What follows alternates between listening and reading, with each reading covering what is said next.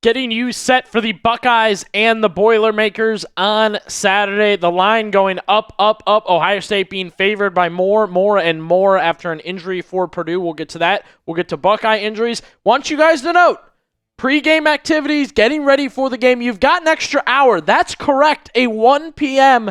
kickoff for Ohio State and Purdue. So we want to make sure you guys are in the know on that and everything else, which we will get to. The what to watch fors, the key to victories, the injury reports, the weather reports that I have for Chat Sports I will get for this game. But first, I had a great comment last week when we did this. I don't normally like doing the likes and this and that, but I got to make sure the Buckeyes win. A person said on the video last week, that's the facts, Jack. Make sure you hit that like button for Ohio State to win. It's worked 8 times this season. We've gotten people to hit that like button, and the Buckeyes are owning up to it when that happens. You hit that like button, they win. That's the process so far this season, so be sure to hit that thumbs up. We begin with Ohio State injury news, and I will just preface this.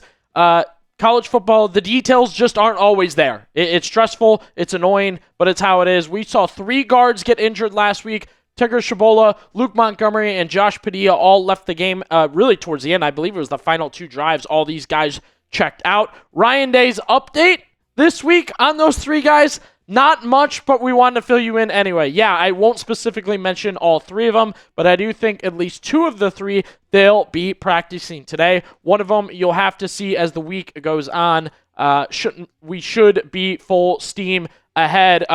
2 of the starters, Montgomery and Shabola, were on bikes during practice yesterday, reported. So it looks like the starters are the ones that are practicing, look okay, and should be good to go. Thus, the full steam ahead.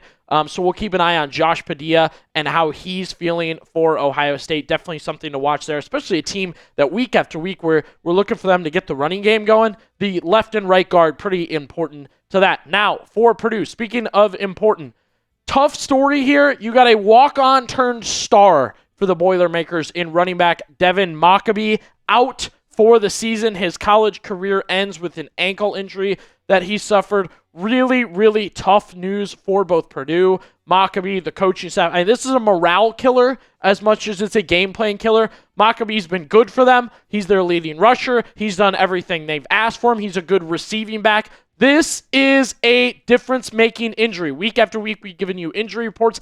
I don't know if we've seen a difference-making injury for the other team like this, so it's definitely something to note here with Mockobee being out for Purdue. Even if Mockobee was in, I want to note here in our what to watch for, Purdue's not good. They're not good again this season. 2-7 so far. They have really, really struggled. Losers of 7 in a row. That's the big thing I think everybody's kind of got their eye on for the Boilermakers. We'll get to some numbers in just a second, but you look at their schedule. I remember being a little surprised and excited, hey, the Big Ten might be good. Teams were playing well out of the gate, and Purdue was one of them. Then you kind of look back and it's all right, it's Ball State and Southern Illinois. But, they've also had weeks where they battled with Minnesota. They've battled with USC. They've given some shots at Notre Dame, right? There's been weeks where Purdue has played well, even Michigan. Right? A week ago, they gave some trouble to Michigan. And look, the facts are Purdue's not good this year once again. It's been a really, really tough fall for the Boilermakers. Some numbers from 11warriors.com on Purdue. Purdue is one of 2 Big Ten teams currently outside the top 100 in college football for both scoring offense and scoring defense. So they bat on offense, bat on defense. They're scoring just 22.9 points per game while allowing 30.4, 103rd and 106th nationally. So, that yearly update, is Purdue good this year? Sorry, but as of right now, we are landing on they are not. We'll get to the mental side of that and preparing and all that soon. So I'm not, me, I don't write the W and move on. I take it all in. So I understand Purdue's struggling, but of course, like I said, we will not just write a W and move on. One thing we will be watching for, and I want to get my weatherman voice. Welcome to the Chat Sports Weather Report. I'm Billy Beebe, letting you know Saturday, West Lafayette, Indiana. It is never pretty.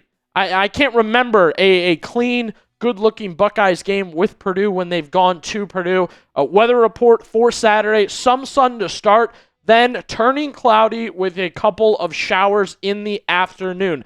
That's the weather report for Ohio State and Indiana.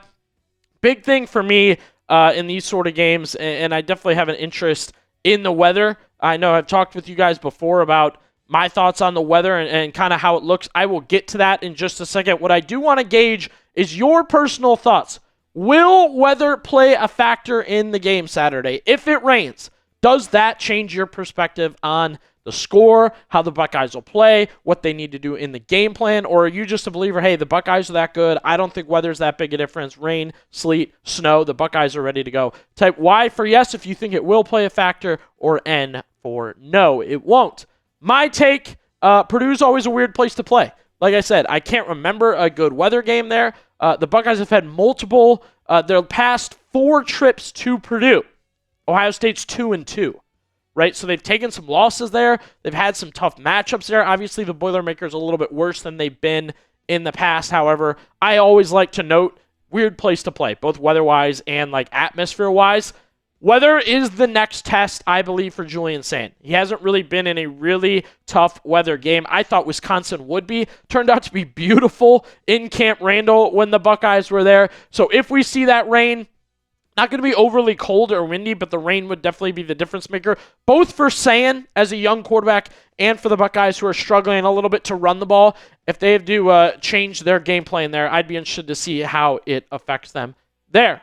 What I want to let you guys know now is this episode is brought to you by Prize Picks. The hard-hitting football action is even better with Prize Picks. The weather might be changing, but the feeling of being right never gets old. So keep the season rolling on Prize Picks by getting $50 instantly in lineups when you play your first $5 lineup. Prize Picks is the best way to win cash this football season.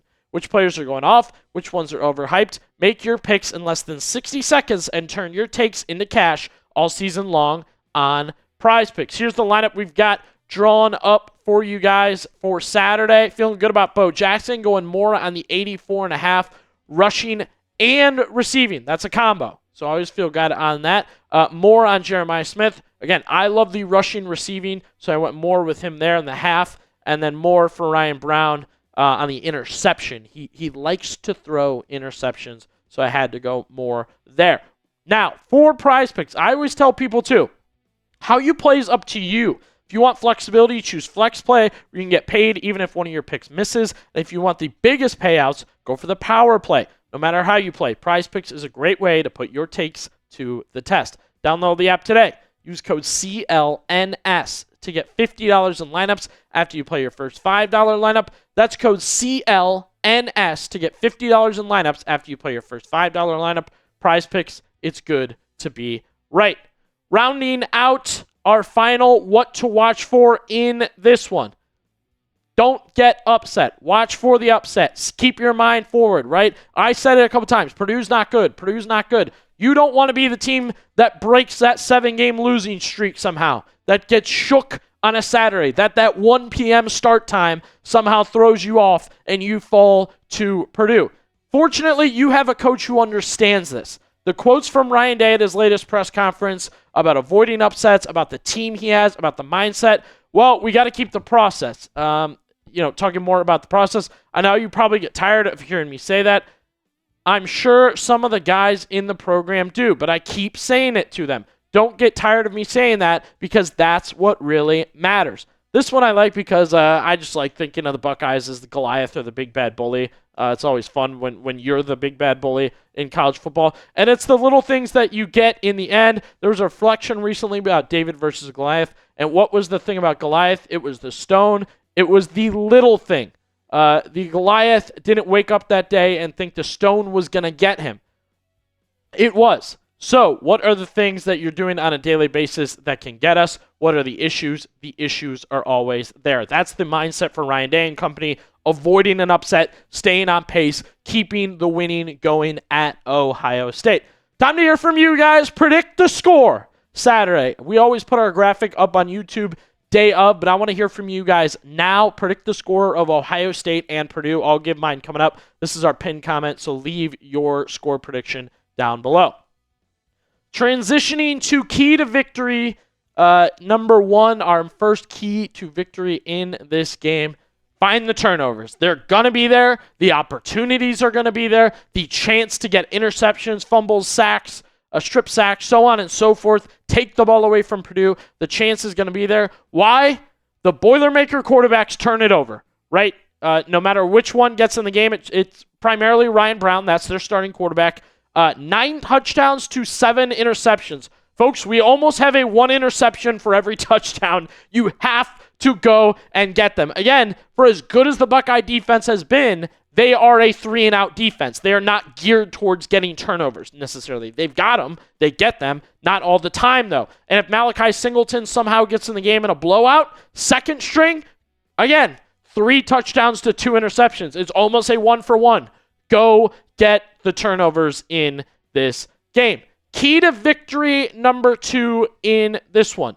Take care of the ball. For Ohio State, I want to know, they're good at taking care of the ball. They have been this season. The 2 games where they have not been have been a little worrisome. I know that for myself. I know that for you guys during our watch parties and in our comment section. The first time the Buckeyes were turning the ball over a little bit, Julian Sands' first multi-interception, pressure, throw it into a defender's hands, bad game. Ohio. That score should have been more. The Buckeyes should have played cleaner. They should have looked better. It was because of turnovers that they didn't. Same thing last weekend. It was the C.J. Donaldson fumble that had us at halftime only up a field goal saying, what the hell is going on?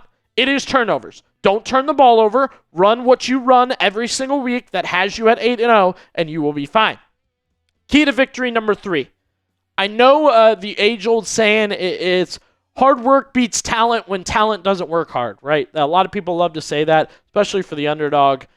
Facts are sometimes when you've got the talent and that much more talent, just use it and win. That's how I feel about Ohio State on Saturday. You are the more talented team at every single position. Every single position on the field. Maybe not kicker. I haven't really looked into Purdue's kicker much, actually. But every other position, you are the more talented team. Thus, make it happen. This is just a short glimpse of the talent comparison, right? I know it's all about on-field and different stars, but this is the 5 stars for these 2 teams. You see Purdue towards the bottom. They have 1 5-star. The Buckeyes have 11 5-stars on their roster. That's a small example, just one example of the talent differential in this one. Thus why I'm saying lean on your talent. Go and make things happen because you have a more talented O-line, D-line, wide receiver group, running back group, so on and so forth. Lean on your talent in this game. I think that's really, really important for Ohio State. I love seeing the talent shine, especially during a Heisman race. I think this is really, really important. Now, have you guys ever wanted to be in the tunnel with the Buckeyes? Part of that pregame speech, getting hyped up with Ohio State? Well, this is a chance to get in on it, right? Hype up the Buckeyes for the game Saturday. There's a hype button on this video. If you're watching on your phone, look at that comment section, swipe right, hype button, bam, you have officially hyped up the Buckeyes for their game against Purdue.